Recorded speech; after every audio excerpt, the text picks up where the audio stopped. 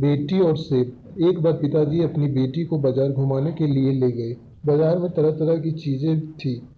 तभी बेटी की नज़र सेब से भरे एक ठेले पर पड़ी। बेटी ने पिताजी से सेब दिलाने के लिए कहा, क्योंकि बेटी बहुत छोटी थी और पिताजी नहीं चाहते थे कि उसकी बेटी इसके लिए जिद करने लगे। इसलिए पिताजी ने तुरंत 2 सेब खरीद लिए। तुरंत ही बेटी ने दोनों सेब अपने एक हाथों में ले लिए। उसके पिताजी ने उससे पूछा कि बेटी, क्या तुम मेरे साथ एक सेब बांट सकती हो?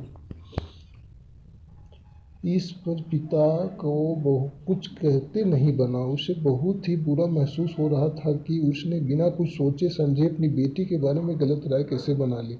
हालांकि वह अपनी बेटी को यह प्यार देखकर बहुत खुश भी थे, लेकिन यह सुनते ही बेटी ने एक सेब का टुकड़ा खा लिया। इससे पहले कि पिता कुछ और बोलते, बेटी ने दूसरे सेब का टुकड़ा भी खा लिया। यह देखकर उसके पिता को बहुत दुख हुआ। वह मन ही मन सोचने लगा कि उसने अपनी बेटी को कैसे संस्कार दिए हैं। शायद कुछ गलत संस्कार की वजह से उनकी बेटी के अंदर लालच की भावना पैदा हो गई है।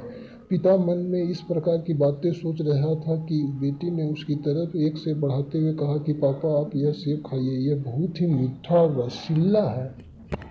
जीवन को बदलने वाला मंत्र। बिना किसी चीज को सोचे समझे जल्दबाजी में कभी भी नतीजे पर नहीं पहुंचना चाहिए।